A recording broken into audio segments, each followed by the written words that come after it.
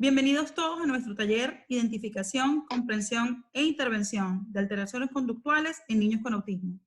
Este entrenamiento en línea es parte de un proyecto educativo y servicio de Lone Star Land que tiene como objetivo el profundizar el conocimiento de nuestra comunidad hispana sobre temas tan esenciales relacionados al autismo. Antes de comenzar el taller, me gustaría presentarnos a la comunidad que nos sigue y a través de este video. Yo soy Ani Rangel, soy madre de un niño de 5 años que está dentro del espectro autista y estas son mis compañeras Nancy, Reneco y Girali y juntas trabajamos para la materialización de este evento. Bueno, como ya lo dijo Ani, mi nombre es Nancy Cata, yo soy terapeuta del lenguaje, pero también tengo dos niños dentro del espectro, uno de 9 años y uno de 8 años. Esto.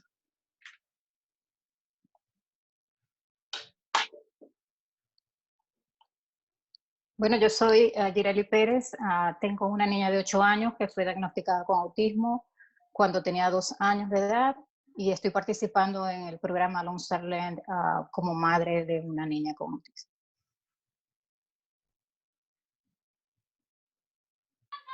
Hola, me llamo René y tengo cinco hijos y 3 de mis hijos tienen el autismo y soy trabajadora social.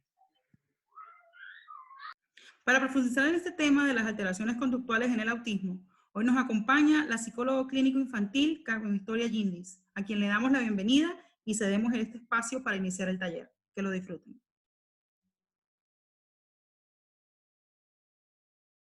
Un gusto para mí poder compartir con ustedes estos conocimientos relacionados con la identificación, comprensión e intervención de alteraciones conductuales en el trastorno del espectro autista, tal como ya lo mencionó anteriormente Ani. Muy agradecida por permitirme y darme este espacio para poder estar hoy con ustedes.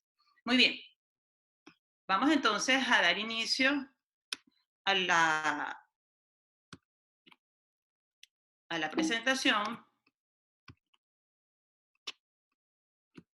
Pues evidentemente debemos partir de entender qué es el autismo. Conceptualmente, y es importante que manejemos el término desde el punto de vista conceptual, aunque todos tenemos una definición desde el punto de vista experiencial. ¿Qué se entiende por trastorno del espectro autista? En principio es indispensable que todos pues manejemos esta información. Se trata de un trastorno del neurodesarrollo. Y se habla del neurodesarrollo porque están presentes alteraciones o retrasos en el desarrollo de funciones que están vinculadas con la maduración del sistema nervioso central. Funciones como la motricidad gruesa o fina, funciones como el lenguaje, la cognición, etc. Entonces, partiendo de este principio, entendemos además que es un trastorno de etiología o de causalidad multifactorial. Hasta el momento no tenemos un indicador biológico a nivel de identificación puntual, como en otros trastornos de algún tipo de proteína que esté dentro de los cromosomas, etcétera, pero hay una gran cantidad de investigación que está orientada a entender por qué razón algunos niños, algunas personas están afectadas por el trastorno y otras no. Y una de las áreas que está ganando mayor fuerza es sin duda la genética. Ahora bien, hay muchas otras orientaciones y de allí que esta complejidad no nos haya dado una respuesta con respecto a cuál es la causalidad. No se conocen fronteras raciales, ni étnicas, ni sociales, es decir, es un trastorno que pues, puede afectar a cualquier persona en la población general. Quien presenta el trastorno del espectro autista se caracteriza por mostrar alteraciones cualitativas en 3 áreas fundamentales, que son la interacción social recíproca, que tiene que ver con la interacción social, y están aquí en juego todas las destrezas sociales, en el lenguaje y la comunicación, y en la expresión de algunas conductas repetitivas o intereses restringidos que afectan a la persona en distintos niveles de compromiso o de severidad, que va desde leve a muy comprometido o severo. es un trastorno que se manifiesta desde la primera infancia y persiste en su sintomatología durante la adultez. De allí que se concibe como una condición que está presente en la vida de la persona. Ahora, es importante destacar que la sintomatología en el transcurso de la vida de la persona puede variar básicamente por 3 razones significativas. Una tiene que ver con el diagnóstico temprano que se haga de la condición. 2, las intervenciones tempranas o constantes que se hagan en las áreas que la persona requiere, intervenciones terapéuticas, y otra sumamente importante es el apoyo familiar. Estas 3 variables hacen que nos permiten que la expresión clínica dentro del grupo de personas que presentan el trastorno del espectro autista varíe. De allí que una persona con autismo nunca va a ser igual a la otra, en gran medida por el impacto de estas 3 variables que les acabo de mencionar.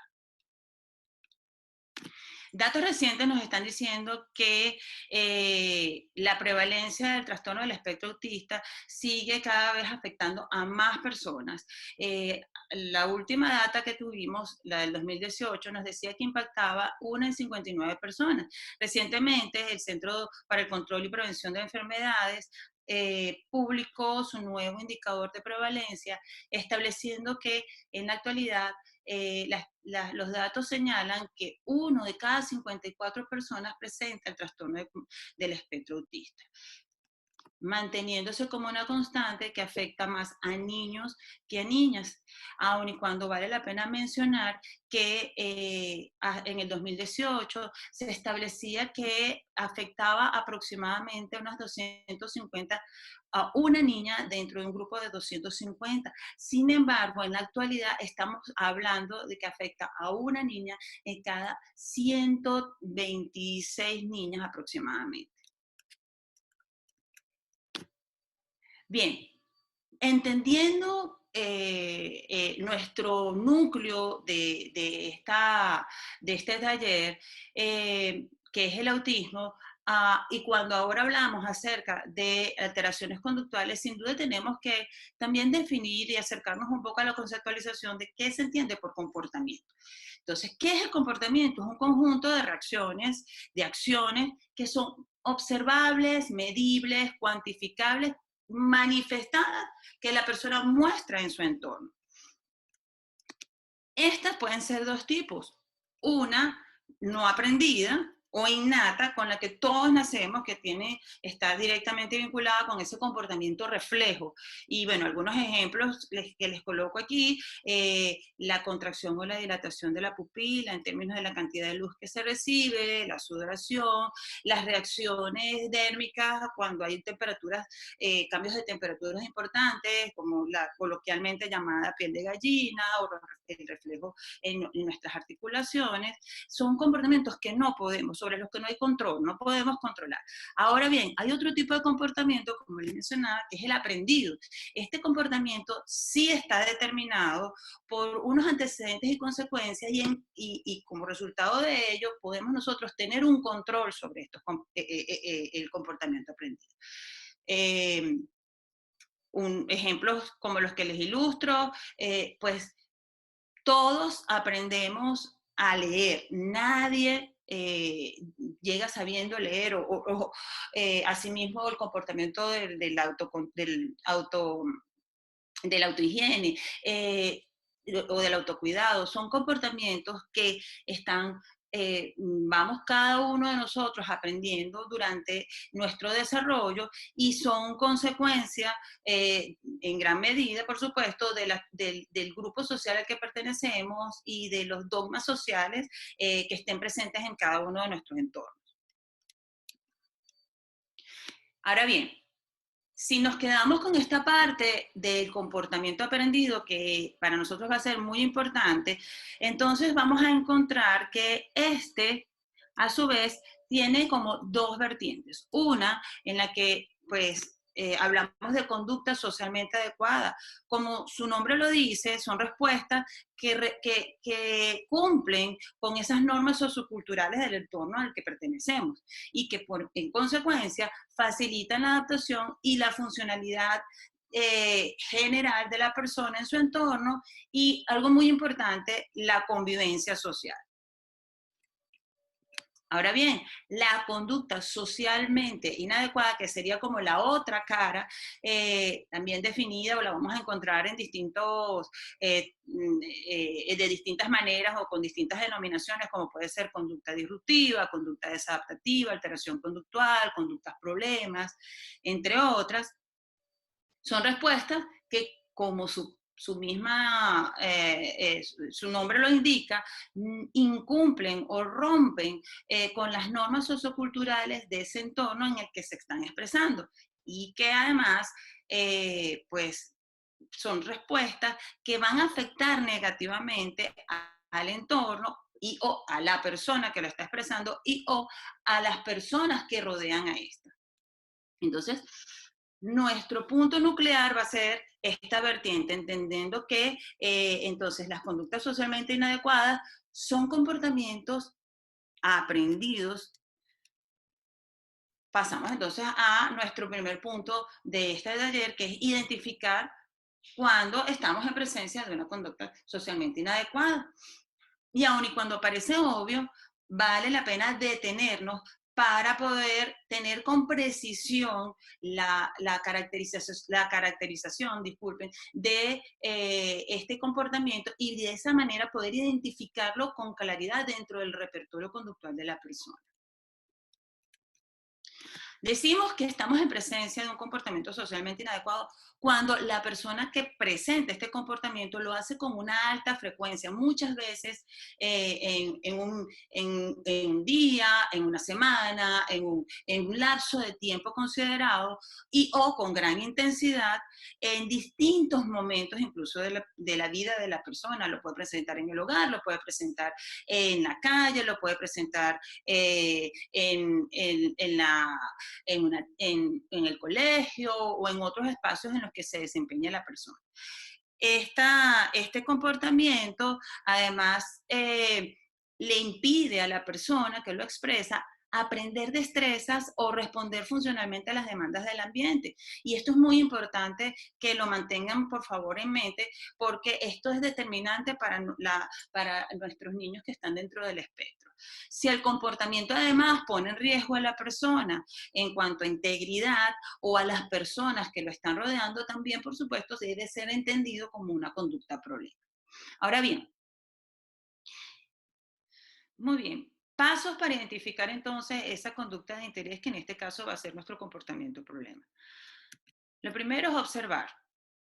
Pues es un proceso, observar es un proceso que consiste en nosotros centrar nuestros sentidos, tanto la vista como el oído, y el proceso cognitivo, atención sobre el comportamiento que nos está interesando. Un segundo paso es anotar, es escribir ese comportamiento que estoy observando. No solamente caracterizando cada uno de los rasgos que esté mostrando la persona durante su desempeño, sino además anotando el número de veces que está ocurriendo ese mismo comportamiento durante un lapso de tiempo.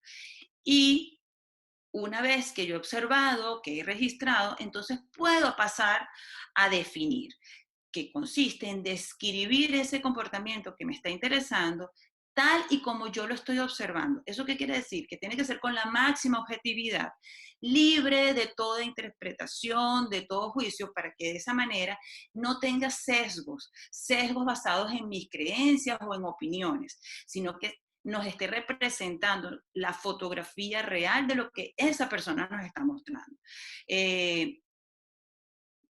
La descripción del comportamiento desde el punto de vista conductual la debemos analizar tomando en cuenta tomando en cuenta tres aspectos. El antecedente, que es con lo que desencadena la conducta, el comportamiento per se y las consecuencias que permiten que aumente o disminuye la ocurrencia de la conducta. Muy bien. A continuación, les voy a mostrar cómo sería el análisis funcional de la conducta, tal y como se los acabo de describir, pero con un ejemplo que nos pueda apoyar. El antecedente, como bien lo dice su término, son condiciones o estímulos que van a desencadenar, que se presentan antes de la conducta. El comportamiento, que ya lo mencioné en láminas anteriores, y la consecuencia, que van a ser entonces todas esas condiciones, estímulos, que van a ocurrir, que van a presentarse inmediatamente después de que ocurra la conducta, para, como les mencioné, aumentar o disminuir la presencia, la manifestación futura de la misma. Si lo llevamos a ejemplo, podría ser algo como lo que les describo aquí. Una madre y su hijo de 7 años entran a una tienda. El niño mira un muñeco de dinosaurio en uno de los anaqueles y lo toma. La madre entonces le dice que lo deje en su lugar porque tienen que comprar otras cosas. Ese es el antecedente. Cuando el niño escuchó que tiene que soltar el dinosaurio, que lo tiene que dejar en su lugar, se pone de manifiesto el siguiente comportamiento. El niño abraza el muñeco de dinosaurio, grita, llora y se lanza al suelo. Ese es el comportamiento que el niño mostró a partir de este antecedente.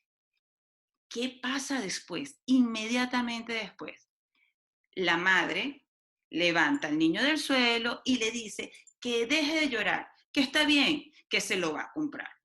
¿Qué está pasando aquí? Que el niño, ante esta consecuencia, aprende que si él se lanza al suelo, grita y llora, va a obtener aquello que le interesa. Y aquí empieza el principio del aprendizaje. En las alteraciones conductuales y el trastorno del espectro autista, encontramos que un alto porcentaje de las personas dentro del espectro presentan dificultades conductuales. Estamos hablando de entre el 57 y el 90%. Las mayores expresiones son irritabilidad, conducta oposicionista, descontrol emocional, autoagresividad, escapismo, impulsividad, negativismo, romper la norma social, berrinches, agresividad, comportamiento desafiante. Es importante destacar que no todas estas alteraciones conductuales son expresadas por el mismo individuo, pues en algunos casos se expresan unas y otras no. En algunos casos pueden existir muchas expresiones, muchas alteraciones conductuales significativas y en otros casos apenas unas cuantas. Pero en general, todas las personas que están dentro del espectro, o una gran mayoría de las personas que están dentro del espectro, muestran alteraciones de naturaleza conductual.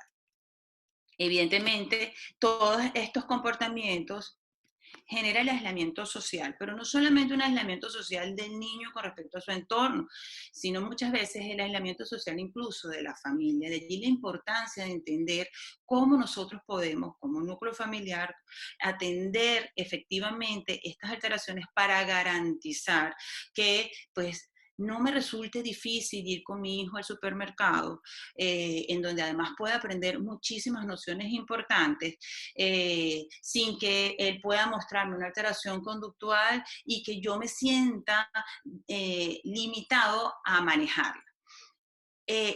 Justamente esa reflexión de querer tener el mejor manejo conductual sobre nuestros niños genera altos niveles de estrés, sobre todo en los padres, y esto desencadena altos niveles de ansiedad.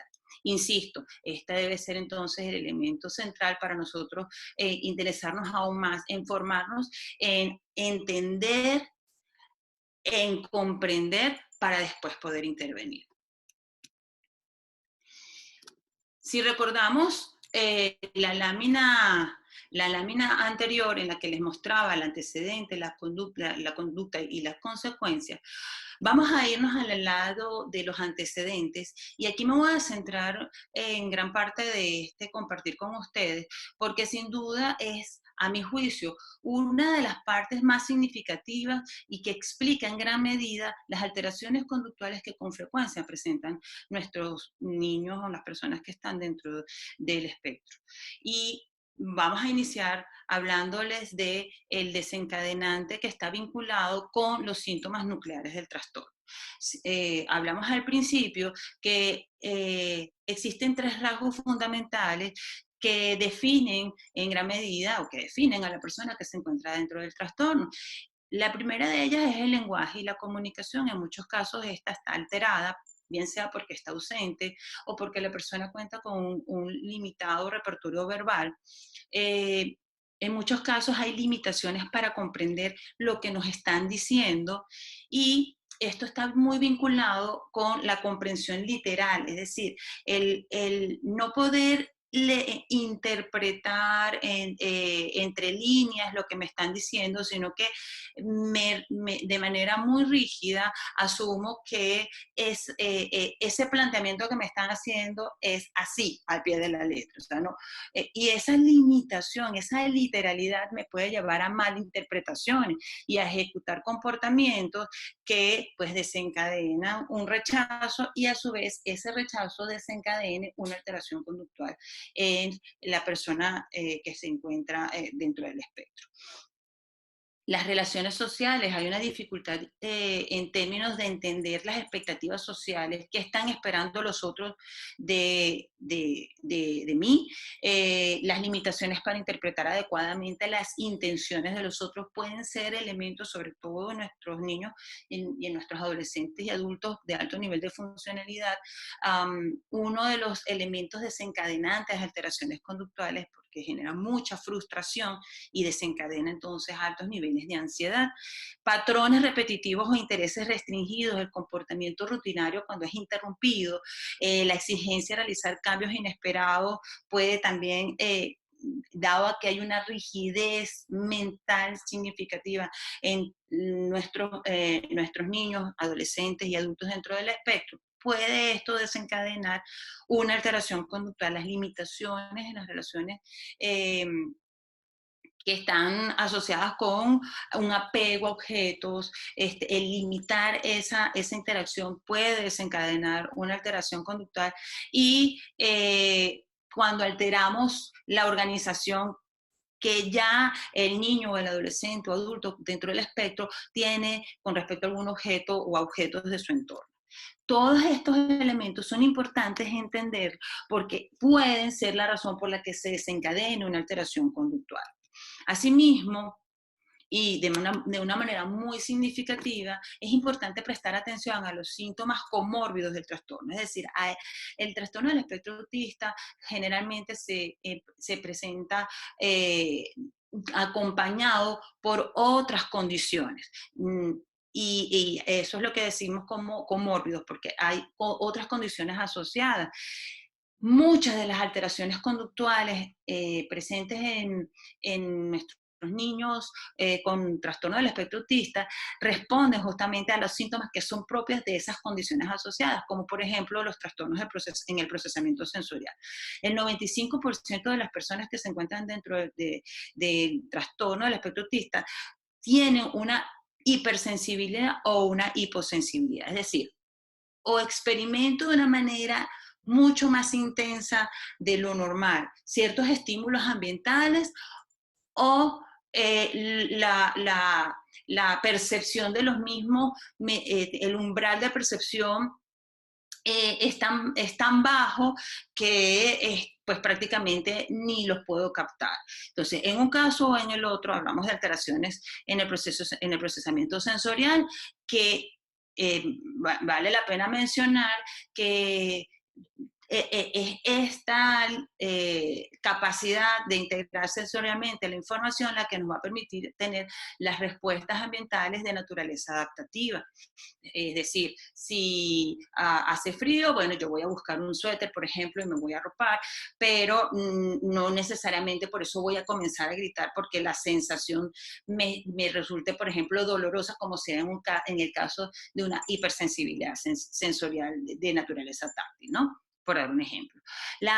Dentro de los trastornos en el procesamiento sensorial, los más significativos son la selectividad alimentaria, el rechazo táctil y los trastornos del sueño, que afectan, este último es muy importante porque afecta entre el 40 y 80% de las personas que se encuentran dentro del trastorno del espectro autista. Trastornos deficitarios de atención e hiperactividad afecta entre el 30 y 61% de los niños que se encuentran dentro de la condición, y esto pues ya sabemos que tiene una gran cantidad de sintomatología vinculada sobre todo con una limitación al control de los impulsos o a una gran necesidad de movimiento, y estos rasgos son más que ser propios del autismo, son propios de esta condición, de esta otra condición, como es el trastorno deficitario de atención con hiperactividad. La ansiedad es una sintomatología comórbida importantísima y a la que tenemos que prestar muchísima atención en todos los niveles de severidad. Sí, pero sin duda a uno de los niveles que más afecta es a las personas que se encuentran dentro del llamado alto nivel de funcionalidad, básicamente por las dificultades, como les mencioné en la lámina anterior, en términos de las destrezas o habilidades para desempeñarse socialmente de una manera efectiva. La ansiedad afecta el 11-40% de las personas que están dentro del espectro, aunque yo me atrevería a decir, pues de una manera respetuosa, pero desde la experiencia, podría decir que afecta a casi todos nuestros niños, sino a todos nuestros niños o personas que se encuentran dentro de esta condición. El trastorno obsesivo compulsivo afecta al 37.2% de los niños y adolescentes que se encuentran dentro del autismo y el trastorno obsesivo compulsivo intensifica algunas necesidades o intensifica esa característica de la rigidez, de la perseverancia, de las obsesiones, y pues desencadena o maximiza reacciones o comportamientos alterados cuando alguna de esos rituales o de esos comportamientos perseverantes son limitados. La dispraxia, por su parte, que es un trastorno psicomotor que consiste en una falta de coordinación de los movimientos, afecta a una gran cantidad de nuestros niños, y lo hemos expresado fundamentalmente en comportamientos que van desde la habilidad para montar bicicleta hasta la destreza grafomotora. Esto explica en gran medida el rechazo que la mayoría de nuestros niños presenta hacia la demanda de escribir, y que genera, sin duda, alteraciones conductuales cuando esta demanda es exigida. Otras sintomatologías comórbidas que vale la pena mencionar y a las que tenemos que prestar mucha atención y que están vinculadas con los desencadenantes de alteraciones conductuales, uno de ellos es la depresión. Esta es una psicopatología que afecta aproximadamente un 7% de niños y un 26% de adultos que se encuentran dentro del espectro. Aquí lo más importante a destacar es que cuando se está iniciando el proceso depresivo, las alteraciones conductuales en la persona son de niveles muy elevados, y este es el primer indicador para estar atentos a que pueda estar desarrollándose una psicopatología como es el caso de la depresión. Otro es la sensibilidad al gluten y la caseína, que seguramente pues ustedes han escuchado reiterativamente. En efecto, la investigación apunta que un alto porcentaje de personas que están dentro del espectro presentan deficiencias en las enzimas digestivas como la lactasa y la disacaridasa, que se encargan básicamente de procesar tanto el gluten como la caseína, y que cuando esto no ocurre de manera eficiente, generan dificultades digestivas y limitan la absorción de ciertos nutrientes. Y entonces esto lo vemos reflejado conductualmente, lo pueden ustedes medir o por situaciones de diarreas constantes, o todo lo contrario, cuando hay un estreñimiento profundo. Ambas situaciones son de alerta para poder evaluar si nuestro niño, o adolescente o adulto está presentando una sensibilidad al gluten o la caseína. Otro síntoma comórbido son las alergias. Los cuadros alérgicos como el asma, las alergias nasales, las enfermedades atópicas que tienen que ver mucho con la piel, al igual que la intolerancia alimentaria, como que está vinculada con el punto anterior, suelen ser comunes en el trastorno del espectro autista. Y esto pues desencadena un malestar físico significativo en la persona, que se expresa mayoritariamente a través de alteraciones significativas del comportamiento, mucha irritabilidad, mucho negativismo o mucha oposición.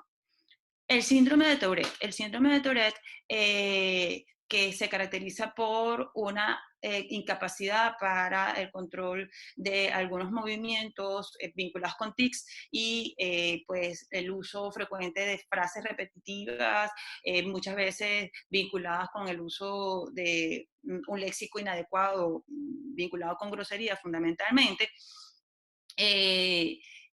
Afecta aproximadamente entre el 15 y el 20% de las personas que se encuentran dentro del trastorno. Y uno de los indicadores más significativos es que, si bien dentro de nuestra población de niños con autismo vemos que pueden existir movimientos repetitivos, cuando estos movimientos se hacen excesivamente intensos y muy constantes, debemos hacer un despistaje de un síndrome de Tourette. Y cuando vemos un uso de un léxico muy inadecuado que no responde a las normas del hogar, también debemos hacer un estudio o un despistaje de síndrome de Tourette, porque bueno, evidencia muchas veces, además, que puede tener incluso respuestas violentas que están vinculadas con esa limitación para el control de algunos movimientos. Y pues bien vale la pena, si ustedes observan alguna de estas sintomatologías, hacer un despistaje de este síndrome. La epilepsia afecta entre el 20 y 25% de las personas con trastorno del espectro autista, y aquí es importante entender que la investigación apunta que justo momentos antes de que en algunos cuadros epilépticos, el niño puede mostrar unas alteraciones significativas a nivel conductual, que no tienen una explicación ambiental, sino que son un reflejo de lo que va a ocurrir después, que es el cuadro epiléptico. Otra de los desencadenantes son los rasgos cognitivos propios del trastorno. Entre ellos voy a mencionar dos importantes, que son las alteraciones a nivel de la teoría de la mente y la cognición social, y las alteraciones en las funciones ejecutivas. Cuando hablamos de la teoría de la mente, nos referimos a esa capacidad para poder, de alguna manera, pues para ejemplificarlo con sencillez, ponernos en los zapatos del otro, y de esa forma nosotros poder ser empáticos con el otro. Dentro del análisis o el entendimiento del trastorno del espectro autista, algunas personas han señalado que se trata, dentro de la sintomatología, son poco empáticos o no tienen empatía emocional, y eso es falso. En nuestros niños, nuestros adultos, nuestros adolescentes dentro del espectro sí son empáticos a nivel emocional, porque son capaces de identificar la emoción que está expresando el otro, pero tienen una limitación, sí, para manejar la empatía cognitiva, que está vinculada con la capacidad para comprender los pensamientos que llevan a otras personas a determinadas emociones. Esta sí es la dificultad real. Y en cuanto a las alteraciones en las funciones ejecutivas, que son nuestra maleta, digamos, para el desarrollo y el desempeño adaptativo diario en la vida cotidiana, están generalmente alterados y las funciones ejecutivas, para quienes no están familiarizados, están vinculadas con funciones cognitivas de orden superior, como son la toma de decisiones, la resolución de problemas, el control del impulso, la generalización de lo aprendido, la flexibilidad cognitiva, la memoria de trabajo, que es una memoria a corto plazo que me permite a mí mantener una información inmediata que a partir de la cual puedo generar una respuesta adaptativa o responder eficientemente a una exigencia que me está haciendo el ambiente. En el caso de, y esto sí tiene una amplia investigación que apunta que es importante, y aquí voy a hacer un paréntesis, enseñar a nuestros niños y a nuestros adolescentes con mucha fuerza estas funciones para que en la vida adulta puedan garantizar un desempeño totalmente independiente o lo más independiente posible. Entonces, ambas situaciones, esta limitación en la empatía cognitiva y esta limitación en las funciones ejecutivas, pues pueden a su vez ser desencadenantes de alteraciones conductuales. Por otro lado, tenemos un aspecto que está vinculado con el aprendizaje. Y aquí voy a rescatar lo que vimos en las láminas anteriores, ese concepto de comportamiento aprendido. Aquí sí, aquello que nos está mostrando nuestro niño dentro del espectro puede ser producto de un aprendizaje que se ha venido reforzando dentro de su entorno. Y retomando aquel ejemplo que les mostraba del niño que quería algo de la naquel y que la madre en principio le negó, y cuando el niño expresó la conducta, entonces ella, para disminuirla y para poder garantizar que se calmara, satisfajo esta necesidad del niño. En ese momento, si bien es cierto, detuvo ese comportamiento inadecuado, estableció un patrón de aprendizaje, y de allí la recurrencia de este comportamiento en un próximo evento al que se someta esta mamá con el nené y vaya a otro supermercado y se va a repetir la situación. Entonces, sobre la base de eso, vamos a encontrar que algunos desencadenantes, bueno, son, como ya dije, expresiones aprendidas y funcionales en el entorno. Al niño le funciona llorar para obtener algo que desea. También tenemos expresiones conductuales aprendidas que son funcionales para el niño, pero que no son funcionales a nivel social, como por ejemplo, se permite en casa que el niño coma con las manos, pero cuando sale a la calle, a un restaurante, se le exige que utilice los tenedores. Ese cambio, en el caso de nuestros niños, puede desencadenar sin duda una reacción conductual. Y la presencia de circunstancias, de objetos o personas que estén asociadas con una experiencia que previamente el niño ha registrado como aversiva, como suele ocurrir experiencias aversivas en nuestros niños que están muy vinculadas con esa sintomatología comórbida, como por ejemplo la alteración en el procesamiento sensorial, cuando el niño va a la peluquería. Para hacerlo más claro. El niño va a la peluquería, esa primera experiencia en la que el niño fue a la peluquería posiblemente tenga una hipersensibilidad táctil, le resulta sumamente aversiva la experiencia con la tijera o con la máquina, y en ese momento el niño lloró, gritó, pero cuando se vuelve a exponer en una segunda oportunidad, es posible que el grito y el llanto sea mucho más intenso, porque va a recordar esa primera experiencia que le resultó muy desagradable. Otros desencadenantes son los circunstanciales, y estos están vinculados con cuando las necesidades básicas no están satisfechas, si el niño está sometido a hambre, a sueño, si el niño tiene estreñimiento, que ya vimos que también está vinculado con algunos síntomas comórbidos y reitero este aspecto porque es importante que tengamos presente estos aspectos porque generalmente no se habla de ellos y muchas veces los padres, los maestros, los familiares, al no estar familiarizados, asumen que la situación es producto de que el niño solamente es un comportamiento aprendido y no es así. Si nosotros atendemos las necesidades básicas, estamos atentos a esta sintomatología comórbida, entendemos las características propias del trastorno, es muy posible que esas alteraciones conductuales las vamos a poder manejar mucho, con mayor eficiencia. Bueno, perdón que me fui un poquito, me desvió un poco, pero bueno, retomando, dentro de los principios, dentro de las principales desencadenantes de alteraciones conductuales de nuestros niños a nivel circunstancial, también el dolor, el malestar físico, la enfermedad. Muchas veces nuestros niños no pueden identificar con claridad qué es lo que están sintiendo o en dónde lo están sintiendo y lo expresan conductualmente a través de una alteración conductual. La ingesta de medicamentos, por ejemplo, para atender cuadros infecciosos, el antibiótico. El antibiótico es necesario en muchos casos, sobre todo porque nuestros niños tienen una sensibilidad a presentar cuadros infecciosos, a desarrollar cuadros infecciosos, como es el caso de la otitis. Entonces hay una alta ingesta de antibióticos y el antibiótico genera a su vez alteraciones en el comportamiento que las vemos materializadas por comportamientos de gran irritabilidad. Y un aspecto importantísimo es que nuestros niños, nuestros jóvenes, nuestros adultos no saben cómo manejar el tiempo de ocio. Y el no tener un ambiente, el tiempo de ocio es ese tiempo vacío en donde no tengo una, digamos, una secuencia, una pauta de lo que tengo que hacer, sino que pues tengo la libertad de hacer cualquier cosa. Nuestros niños, esa libertad de hacer cualquier cosa, que se sale de esa necesidad de estructura, genera en ellos posibles alteraciones conductuales.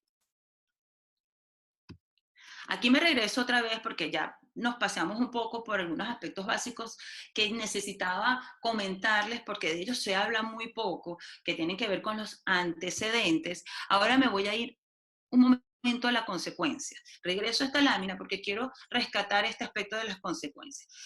Las consecuencias, insisto, son aquellas que nos permiten aumentar o disminuir comportamientos, ¿verdad? Yo me voy a quedar con el término, y es el que quiero compartir con ustedes, de, en este caso, las consecuencias nos van a permitir aumentar el comportamiento inadecuado. Perdón.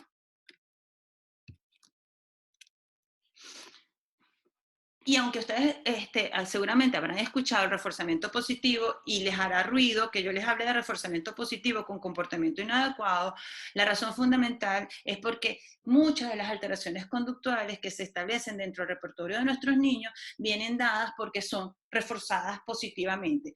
Y las reforzamos positivamente no con la intención de que se intensifiquen en el tiempo, sino con la intención de detener una posible alteración mayor dentro de esa estructura conductual. Y eso trae como consecuencia un término que se llama trampa del reforzamiento, en el que todos los padres caemos, ¿sí? Y en el caso de los padres de niños que están dentro del espectro, pues con mucha frecuencia también, justamente porque esperamos que de esa manera detener la intensidad de un comportamiento, evitar que todo el mundo nos esté mirando, que todo el mundo nos esté señalando, entonces satisfacemos la necesidad del niño, pero eso trae como resultado que se instauró un aprendizaje. Muy bien. El reforzamiento positivo, entonces, sobre la base de lo que les acabo de mencionar, son todas aquellas situaciones, actividades, acciones, objetos que resultan agradables para la persona que las obtiene. Encontramos dos tipos, una de naturaleza tangible, como son pues los paseos, actividades en lugares de agrado, el uso de objetos. En este caso, nuestros niños están, y nuestros adolescentes están muy vinculados con la tecnología, regalos u objetos puntuales que sean agradables para la persona o que sean deseados para la persona porque respondan a sus intereses, y los alimentos, dulces, caramelos, helados u otros.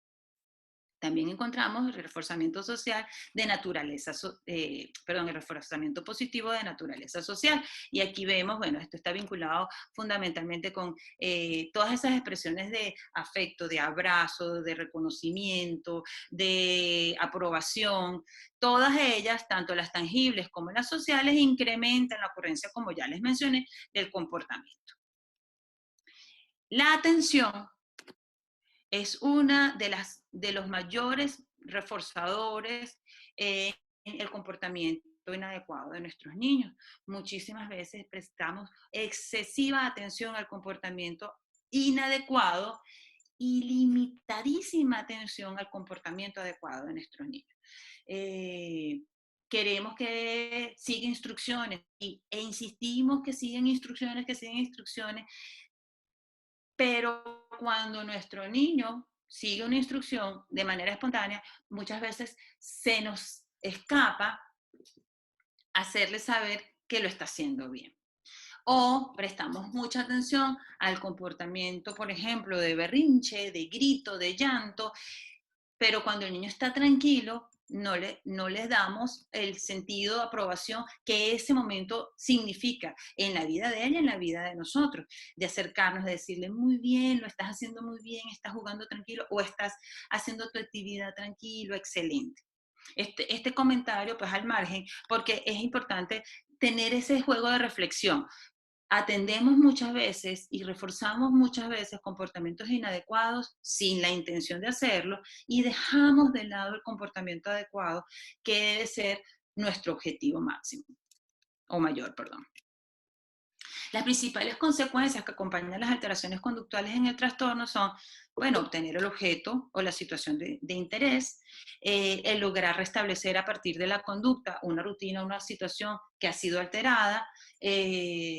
Por ejemplo, pego gritos porque quiero jugar con el Nintendo y pego gritos intensos de esa manera, entonces, bueno, me entregan el control para que yo deje de gritar y vuelvo a obtener esa circunstancia que yo deseaba o esa rutina que yo deseaba. O en otros casos, cuando hay un cambio de dirección en algunos niños que están habituados a ir de la casa a la escuela en una sola dirección y por alguna razón hay que hacer un cambio en esa ruta, el niño comienza a expresar su irritabilidad porque me rompiste la rutina, y entonces el padre o la madre busca retomar la ruta abandonada para evitar que el niño siga gritando, y así entonces el niño aprende que es una manera eficiente de rescatar aquello que había perdido.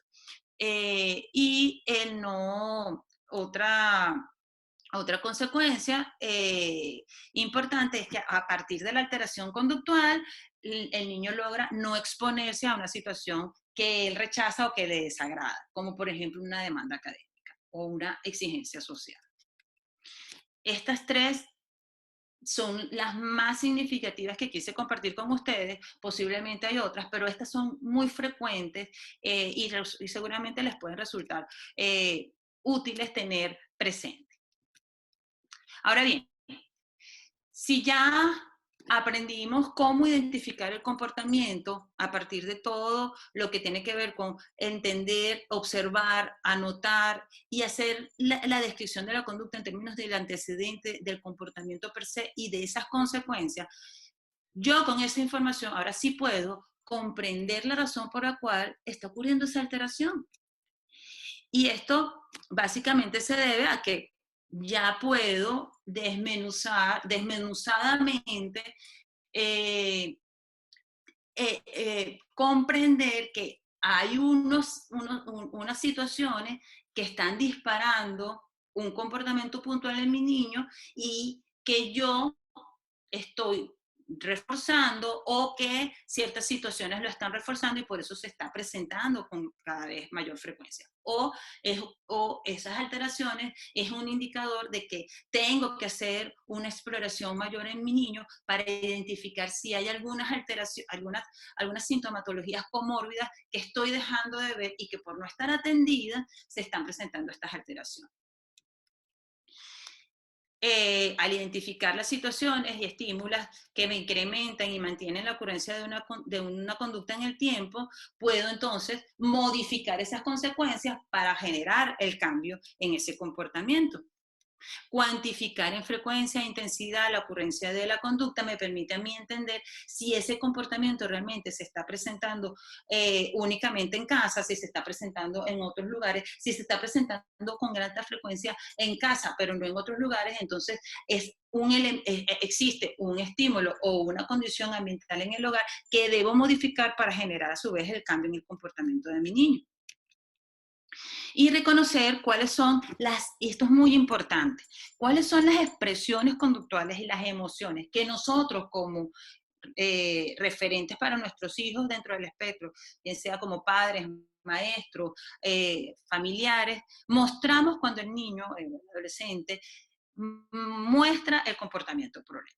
Entre más ansiedad tenga el padre o la madre o el maestro en atender la alteración conductual, esta se va a incrementar exponencialmente. Y muchas veces esas reacciones a su vez generan la instauración de otros patrones.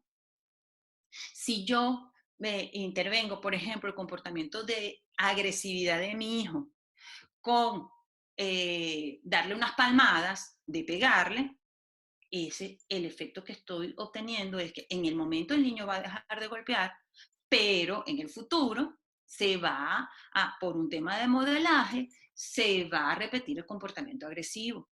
Y posiblemente, insisto, detengo el comportamiento en ese momento porque le pegué, pero no estoy atendiendo la razón por la cual está mostrando el comportamiento de agresividad hacia otros. Entonces es muy importante reconocer esto. Cómo yo me estoy como padre, como madre, como tía, como tío, como maestra, como hermano, como hermana, cómo yo me estoy comportando cuando estoy en presencia de una alteración conductual. El nivel de control que ustedes puedan tener determina el tiempo y la intensidad de esa alteración conductual que el niño esté mostrando. Muy bien, entonces ya pasamos de la identificación, de la comprensión, a las consideraciones para la intervención, que tiene que ser sin duda nuestro último punto. Tenemos que pensar entonces, primero, condiciones asociadas. Para hacer un buen plan de intervención, tenemos que hacer las intervenciones psicoeducativas, terapéuticas y biomédicas que estén orientadas a regular esas condiciones comórbidas que pueden estar presentes en nuestros niños. Tengan presente, la mayoría de nuestros niños tienen alteraciones en el procesamiento sensorial. Alteraciones, esto a su vez también podemos definirlos como alteraciones en la integración sensorial de todos de los estímulos que están en el ambiente. Eso es muy importante entenderlo. Es muy importante a su vez tener presente que nuestros niños presentan altos niveles de ansiedad porque ellos están sometidos a cambios que muchos de ellos les resulta difícil, muy difícil y complejo de procesar, y por esa razón están constantemente en un estado de hipervigilancia, y la hipervigilancia es la respuesta a un nivel máximo de estrés. Entonces, es muy importante atender la posibilidad de una ansiedad, la posibilidad de un trastorno del procesamiento sensorial, y atender también si hay presencia de alergias, si hay presencia de sensibilidad digestiva, porque, insisto, muchas veces atendiendo esos cuadros comórbidos no se presentan las alteraciones conductuales, porque no son propias del trastorno del espectro autista, sino que son respuesta de una sintomatología propia de otra condición. Las conductuales. Hay que definir las consecuencias que vamos a utilizar para poder enseñar, instaurar un repertorio conductual funcional para la persona que está para el niño, el adulto o el adolescente que está dentro del espectro, y así reducir o eliminar el comportamiento problema. Pero estas consecuencias tienen que responder a los intereses de nuestros niños o de las personas que están dentro del espectro y que va a ser intervenida. Definir con claridad muy importante, los límites y las expectativas. Siempre debemos contemplar las fortalezas de nuestros niños, porque si nosotros reconocemos las fortalezas de nuestros niños, pues, y a su vez entendemos las áreas en las que tenemos que trabajar, evitamos la sobreexigencia.